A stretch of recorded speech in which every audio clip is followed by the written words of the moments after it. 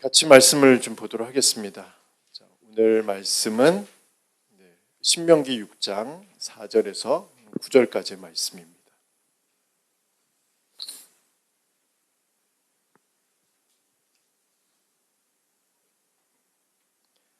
자, 신명기 6장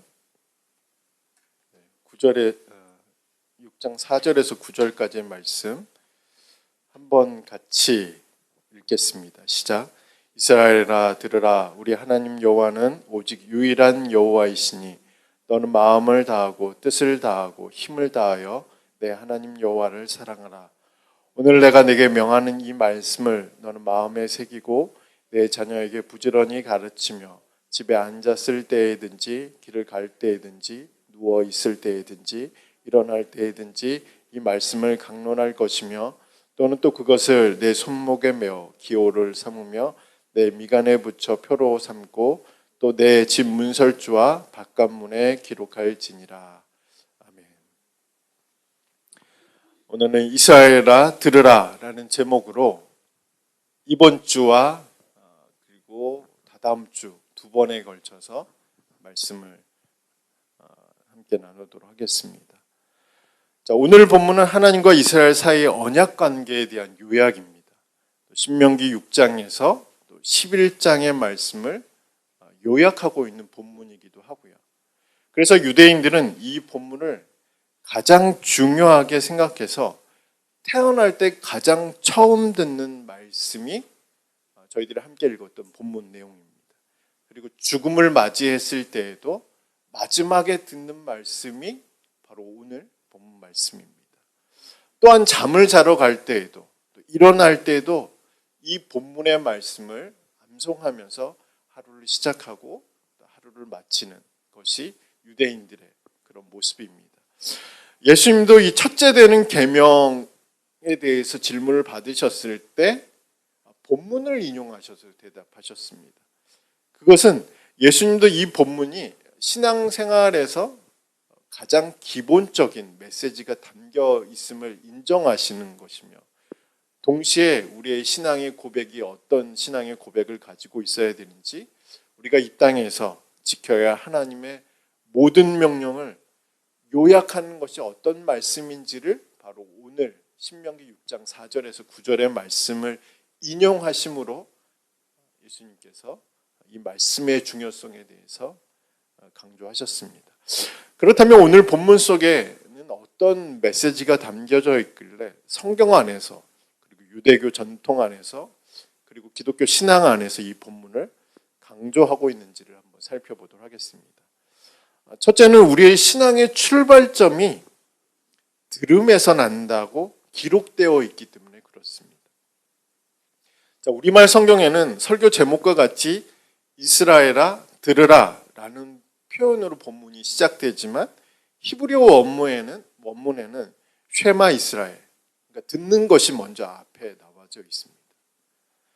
우리는 여기서 쉐마라는 단어를 단순히 들어라 라는 명령으로만 해석되거나 아니면 새로운 문장을 시작하는 어떤 통상적인 단어로만 인식해서는 본문을 제대로 이해할 수가 없죠. 왜냐하면 이 쉐마, 들으라라는 이 단어 안에는 두 가지의 의미가 담겨져 있기 때문에 그렇습니다. 하나는 하나님과의 소통의 도구가 무엇인지를 보여주는 것이 이 단어 안에 담겨져 있습니다. 구약 성경을 보면 하나님을 볼 수 있는 분이 아니었어요. 신약에도 마찬가지로 오늘날에 동일하게 하나님은 우리의 눈으로 볼 수 있는 대상이 아닙니다. 구약 성경을 보면 하나님은 천지를 창조하셨을 때나 아브라함이나 족장들에게 나타나셔 말씀하셨을 때, 또 이스라엘을 가나안 땅으로 인도하셨을 때나 하나님은 음성으로만 명령하셨습니다. 그래서 우리가 지난주에 묵상했던 말씀 중에 신명기 4장 12절의 말씀을 보면 이렇게 기록되어 있습니다. 여호와께서 불길 중에서 너에게 말씀하시되 음성뿐이므로 너희가 그 말소리만 듣고 형상은 보지 못하였느니라 라고 기록하고 있습니다. 우리가 잘 아는 엘리야도 이세벨을 피해 도망갔잖아요.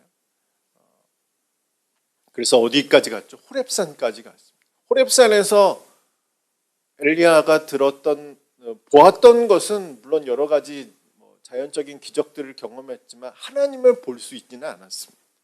세미한 음성, 작고 조용한 목소리만 들었다라고 우리가 기록된 것을 알 수 있습니다. 이 밖에도 구약 성경 안에서는 하나님을 만날 수 있는 방법은 어떻게 만나요?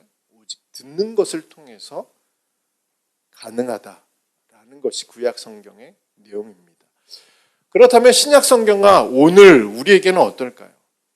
신약 성경을 보면 음성으로만 들었던 하나님이 세상 가운데 나타나셨던 사건이 있었죠. 바로 예수님의 성육신 사건입니다. 말씀이 육신이 된 사건이 바로 예수님의 탄생 안에 부여된 그런 특징적인 모습입니다. 그런데 그 기간은 매우 짧았습니다. 그 이유는 대부분의 유대인들이 예수님을 배척했습니다. 그리고 예수님을 십자가로 내몰았습니다. 예수님의 공생애와 예수님의 십자가와 부활 그리고 승천으로 인해서 복음의 내용이 완성되었지만 사람들은 또 그 사건을 직접 목격을 했습니다. 그러나 우리가 잘 아는 대로 잘 믿지 않았습니다. 예수님이 승천하시고 난 후에 또다시 믿음은 보는 것에서 있지 않고 듣는 것에 의존하고 있다는 사실들을 우리는 알 수 있습니다. 그래서 바울은 우리의 믿음이 보는 것이 아니라 어디에서 난다고요?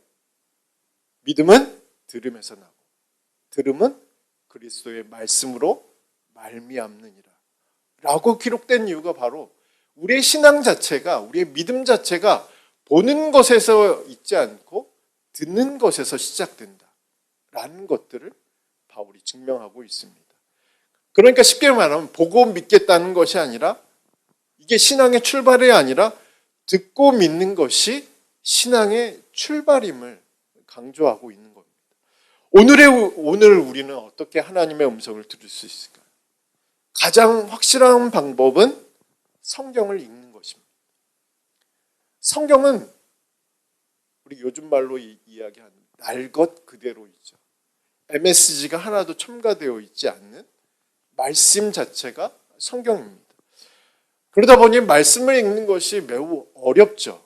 힘들죠. 물론 성경에 여러 가지 번역본들이 있어서 우리의 일상어로 또 우리의 현대어로 성경이 번역되어 있는 부분들을 읽으면 조금 더 편하게 성경을 읽을 수 있지만 성경 자체를 읽는 것은 매우 어렵습니다. 그러나 성경을 읽을 때 하나님은 그 성경을 통해서 우리 내면에 말씀하시죠. 우리는 그 말씀하심을 어떻게 드려요? 내면에 성령께서 그 말씀을 밝히 비춰주시고 깨닫게 해주심으로 우리 내면에 들리는 겁니다. 반대로 성경을 읽지 않으면 하나님이 우리에게 말씀하시는 것을 들을 수 없기 때문에 신앙이 생길 수가 없게 되는 거죠. 간혹 개인적인 체험 안에서 하나님의 말씀을 소리로 들었다, 음성으로 들었다, 눈으로 하나님의 형상을 보았다. 이때까지 눈으로 하나님의 형상을 보았다라고 말하는 사람 대부분 이단이었어요. 그러나 소리로 들었다, 음성으로 들었다라는 분들은 간혹 개인적인 체험이기 때문에 그럴 수도 있겠다라고 생각할 수 있습니다. 그건 매우 특별한 사건이기 때문에 사실은 하나님의 말씀으로 다시 검증을 받아야 되는 거죠. 내가 하나님의 말씀을 소리로 들었다. 우리가 말하는 소리로, 음성으로 들었다는 것은 개인적인 체험이기 때문에 이게 보편화가 되지 않는다는 거죠. 결국 하나님의 말씀으로 검증을 받아야 됩니다. 그런데 중요한 것은 소리로 듣건 아니면 내면적으로 듣건 성령께서 우리의 말씀을 조명해 주셔서 깨닫게 되었든 간에 중요한 것은 하나님의 말씀을 듣지 않는 사람은 신앙이 생길 수 없다라는 거죠. 신앙이 없는 사람이 오늘 본문의 말씀처럼 하나님을 사랑하는 것 불가능합니다. 신앙이 없는 사람이 오늘 본문 내용처럼 누군가를 가르치는 것도 불가능하죠. 그래서 모세는 가장 먼저 쉐마, 들으라, 라는 단어를 먼저 사용함으로 인해서 듣는 것이 얼마나 중요한지를 강조하고 있습니다. 저는 올 한 해 교회 속한 모든 교우들이 하나님의 말씀을 듣는데 집중하는 한 해가 되기를 간절히 소망합니다. 교회 캠페인 중에 성경 통독이라는 타이틀을 내세운 이유도 우리가 하나님의 말씀을 듣기에 집중해야 된다는 것을 강조하기 위해서 타이틀을 먼저 세운 겁니다. 그런데 우리가 원하는 말씀만 골라서 듣는다. 우리의 입맛에 맞게 양념을 쳐서 말씀을 듣는 것은 참으로 듣는 것이 아니죠. 하나님의 말씀은 모든 말씀을 듣는 거죠. 그래서 하나님의 입으로 나오는 모든 말씀이 우리를 살게 하시는 말씀이 되는, 또 그것을 경험하는 그런 한 해가 되기를 간절히 축복합니다. 모든 말씀을 들어야 되는 이유를 이제 어떤 신학자는 이렇게 얘기를 했어요. 성경의 서사 안에서 개인의 서사가 올바로 이해될 수 있다라고. 요즘 서사라는 이야기를 많이 쓰잖아요. 그러니까 성경 이야기 안에서의 모든 성경 이야기, 그러니까 내가 듣고자 하는 성경이나 내가 양념을 쳐서 내가 내 입맛에 맞는 성경 해석에 따라서 그것만 들으려고 하는 것이 아니라 모든 성경의 서사를 통해서 나의 서사를 바라볼 때 올바로 나의 인생을 해석할 수 있다라는, 그렇게 강조하는 신학자도 있는 것처럼 우리를 살게 하는 말씀은 모든 말씀이죠. 그 모든 말씀을 우리가 한번 올 한 해 경험해 보자라는 의미로 말씀을 드리는 겁니다. 자, 들으라. 쉐마가 가지고 있는 또 다른 의미는, 쉐마가 단순히 듣는 것만을 말하는 것은 아니라는 것을 이 단어에 포함되어 있습니다. 그러니까 쉐마는 들은 바를 행동으로 반응한다는 뜻을 가지고 있습니다. 그래서 구약학자 로이스 티어베르그는 모세가 기록한 모세오경에는 쉐마라는 단어와 함께 그 의미를 공유하는 단어들이 있다라고 말합니다. 어떤 단어들이냐면 청종과 준행입니다. 그러니까 이 티어베르그가 이야기하는 이 청종과 준행에는 쉐마가 다 들어가 있다는 거죠. 쉽게 얘기하면 청종한다는 단어는 하나님께 순종한다는 것을 전제로 한 단어, 그리고 준행한다는 단어는 그 앞에 하나님께 들었다라는 단어가 생략된 것이라고 말하고 있는 겁니다. 자, 복음서를 살펴보면 쉐마라는 단어가 가진 두 번째 의미를 더 명확하게 알 수 있는 구절이 있습니다. 그 구절은 예수님이 자주 사용하셨던 표현이기도 합니다. 어떤 표현일까요? 예수님께서 말씀을 마치시고 마지막으로 한 말씀을 더 하셨어요. 퀴즈입니다.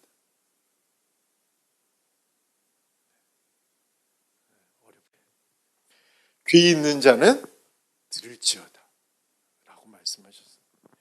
여기서 단순히 예수님은 들어라 라는 말로 이 단어를 표현한 것이 아니라는 거죠.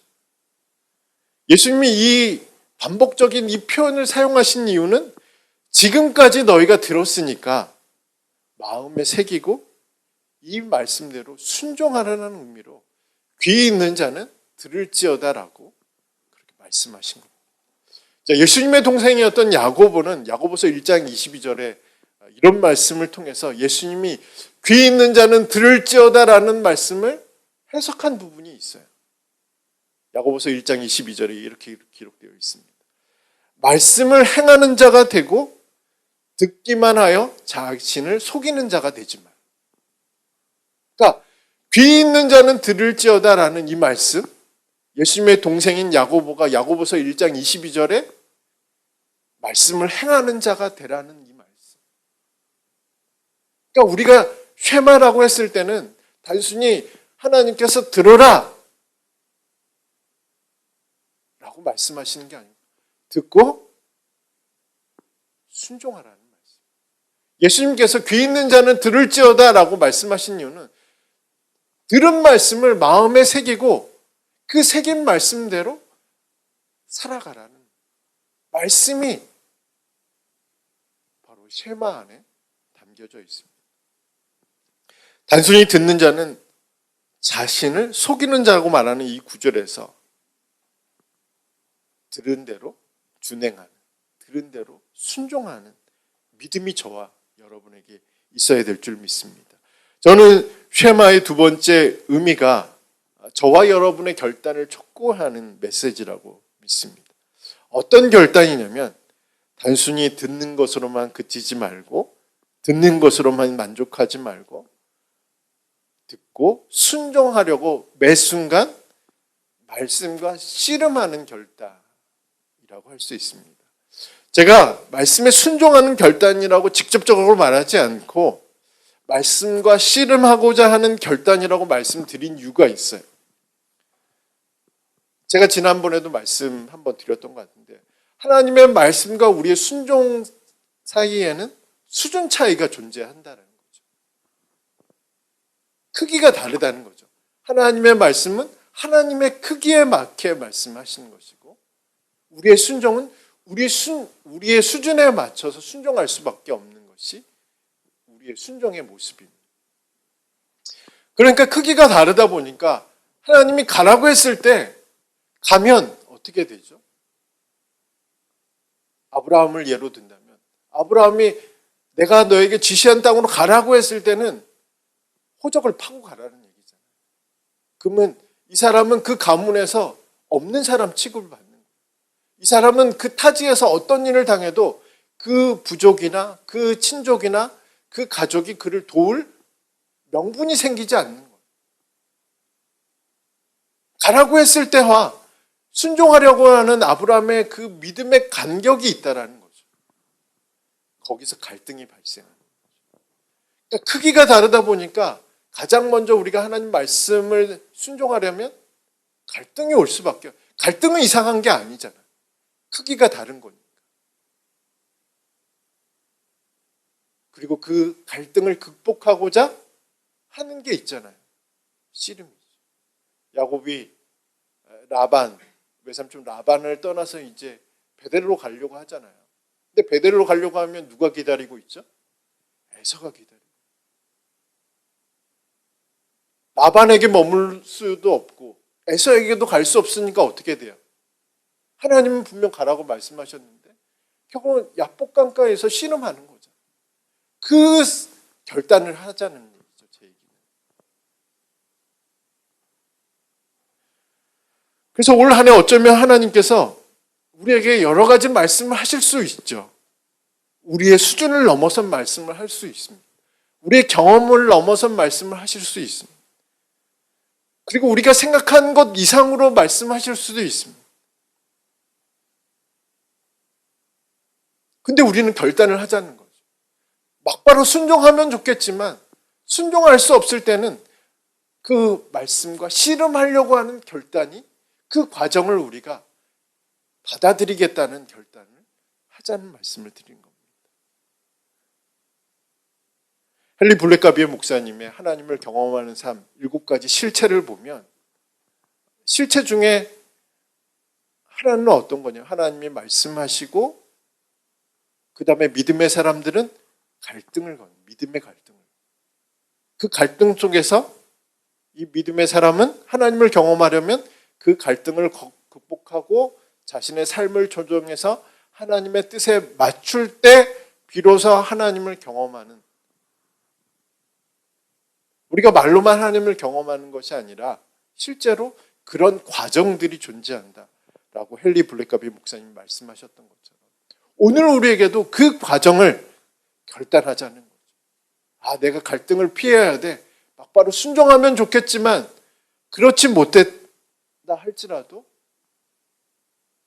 하나님이 나에게 말씀하신 것을 가지고 씨름하는 그 과정들을 포기하지 않고 내려놓지 않고 씨름하는 결단을 하자는 의미로 말씀드렸습니다. 올 한 해 하나님이 우리에게 또 저와 여러분에게 여러 가지 말씀을 하실 거잖아요.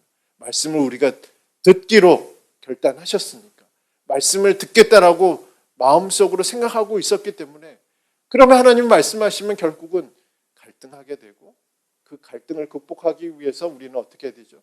말씀과 씨름하게 되고 결과적으로 그 말씀이 우리의 삶 속에서 이루어지는 경험으로 그래서 하나님이 우리에게 복이 되시겠다, 복이 되도록 하시겠다라는 이 말씀이 그대로 이루어지는 경험들을 하지 않겠습니까? 저와 여러분에게 이런 은혜가 올 한 해 있기를 간절히 소망합니다. 자, 유대교나 기독교 신앙 안에서 오늘 본문을 강조하고 있는 두 번째 이유는 이 본문이 우리의 신앙의 핵심이 무엇인지를 알려주기 때문에 그렇습니다. 우리가 4절과 5절의 말씀을 한번 같이 읽어보도록 하겠습니다. 우리 6장 4절과 5절입니다. 시작. 이스라엘아 들으라. 우리 하나님 여호와는 오직 유일한 여호와이시니 너는 마음을 다하고 뜻을 다하고 힘을 다하여 내 하나님 여호와를 사랑하라. 아멘. 자, 4절과 5절은 이스라엘 백성이 고백해야 할 신앙의 내용이자 이스라엘이 가져야 할 신앙의 핵심이 무엇인지를 기록하고 있는 구절입니다. 먼저 4절의 히브리어 원문을 보면 동사가 없어요. 명사로만 4가지 단어로 구성되어 있는데 하나님이 어떤 분이신지를 기록하고 있습니다.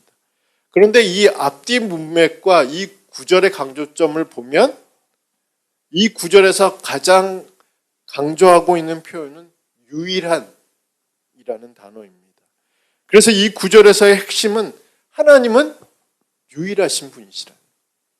다른 대상과 비교할 수 없는 절대적인 주권을 가지신 분이 우리의 하나님이라고 기록한 것이 4절의 말씀입니다. 그리고 5절에는 이 유일하신 하나님을 어떻게 섬길 수 있는지에 대해서 기록하고 있습니다. 유일하신 하나님을 섬길 수 있는 방법은 하나님을 사랑하는 것이라고 그렇게 5절은 기록하고 있습니다. 고대 이스라엘 법률 용어에 보면 이 사랑한다는 말에는 충성과 계약의 의무 이행이라는 의미를 내포하고 있습니다. 그러니까 내가 당신을 사랑한다라고 했을 때 이 사랑은 계약 관계에서만 이루어지는 거예요. 그리고 그 계약 관계를 통해서 의무가 생기잖아요. 계약을 하게 되면 이 계약을 지켜야 된다는 의무가 생기는데 그 의무 이행을 할 때 이 사랑이라는 단어를 사용했다고 알려졌습니다. 그러나 신명기에서는 조금 더 다른 표현이에요. 그러니까 고대 이스라엘 그 법률 용어가 아니라 이 신명기 안에서는 이 사랑하라는 명령은 충성을 넘어선 완전한 헌신을 요구하는 겁니다. 그런데 그것은 사랑하는 자와 사랑받는 자가 모두 지켜야 할 동일한 의무사항이라는 것을 말하고 있는 거죠. 쉽게 말하면 신명기에서 그리고 6장 5절에서 말하는 사랑은 오직 사랑하는 자만이 사랑하라고 요구할 수 있다는 것을 전제로 말하고 있는 거죠.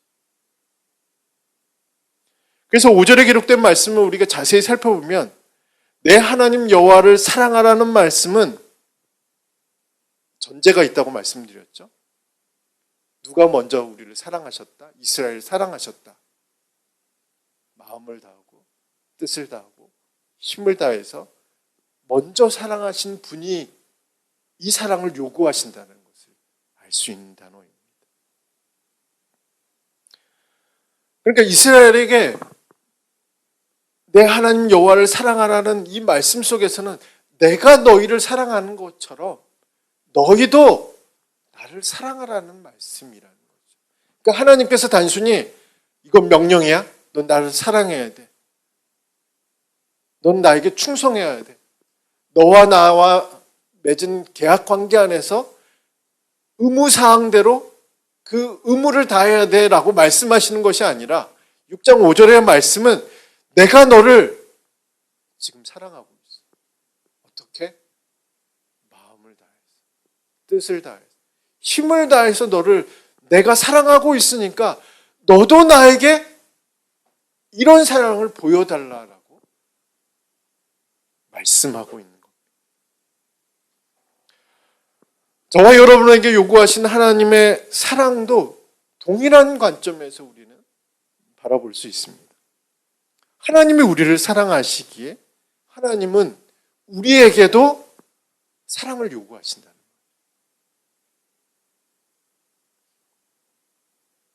하나님이 예수님을 우리에게 보내심으로 우리를 향한 당신의 사랑을 확증해서 보여주셨던 것처럼 우리에게도 너의 마음을 다하고 뜻을 다하고 힘을 다해서 하나님을 사랑하라, 나를 사랑하라고 하나님께서 우리에게 요청하고 있다는 겁니다. 그렇다면 마음을 다한다는 것, 뜻을 다한다는 것, 힘을 다한다는 것은 어떤 의미일까요? 제가 서두에 구약학자 티어베르그의 이야기를 한번 했었는데, 이 구약학자 티어베르그는 마음을 다해 사랑하라는 표현은 단순히 우리의 감정을 말하는 것이 아니라 우리의 생각까지 다 동원해서, 우리의 감정뿐만 아니라 우리의 생각을 다해서 하나님을 사랑하는 것.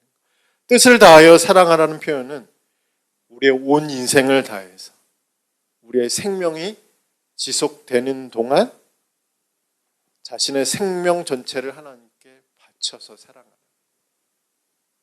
그리고 마지막으로 힘을 다해 사랑하라는 표현은 자신이 가지고 있는 것 모두를 들여 하나님을 사랑하는 말이라고 이분은 해석하고 있습니다. 그래서 티어베르그는 이를 종합해서 다음과 같이 서술할 수 있다고 말합니다. 이스라엘아 들으라, 여호와는 너의 하나님이시며 오직 그분만이 너희 하나님이시다. 너는 내가 살 동안 내가 생각하는 모든 생각을 다하여 하나님을 사랑하고 매일 매시간 하나님을 위해서 살고 하나님을 위하여 너의 삶을 희생할 각오를 해야 한다. 내 지갑 속의 모든 잔돈과 내가 가진 전부를 가지고 하나님을 사랑하라. 우리가 하나님을 어떻게 사랑해야 하는지, 그리고 하나님을 사랑한다고 우리가 고백했을 때 그것이 무엇을 의미하는 것인지를 보여주는 내용이었습니다. 또 하나님이 어떻게 우리를 사랑하셨는지도, 또 지금도 우리를 어떻게 사랑하시는지도 보여주는, 엿볼 수 있는 그런 내용입니다. 올 한 해 우리의 힘은 바로 여기에서 나온다고 믿습니다. 하나님이 나를 사랑하시는 거에서부터 우리의 힘이 나오고, 우리가 하나님을 사랑하는 것으로 인해서 힘을 얻게 된다라고 믿습니다. 우리가 마주한 현실 속에서 용기를 내고 위로를 얻을 수 있는 것도 바로 이 말씀에 근거하고 있다는 사실이죠. 하나님이 나를 마음을 다해, 뜻을 다해, 힘을 다해서 사랑하고 있다. 그리고 내가 마음과 뜻과 힘을 다해서 하나님을 사랑하는 것으로부터 우리가 힘을 얻을 수 있다는, 위로를 얻을 수 있다는 얘기입니다. 유진 피터슨의 메시지 성경에는 본문을 다음과 같이 번역해 놓았습니다. 이 구절을 읽고 설교를 마치도록 하겠습니다. 이스라엘 여러분, 주목하십시오. 하나님, 우리 하나님, 그분은 오직 한 분 하나님이십니다. 여러분의 하나님을 전심으로 사랑하십시오. 여러분의 전부를 다해, 여러분이 가진 전부를 다 드려 그분을 사랑하십시오. 기도 우리 함께 찬양하도록 하겠습니다.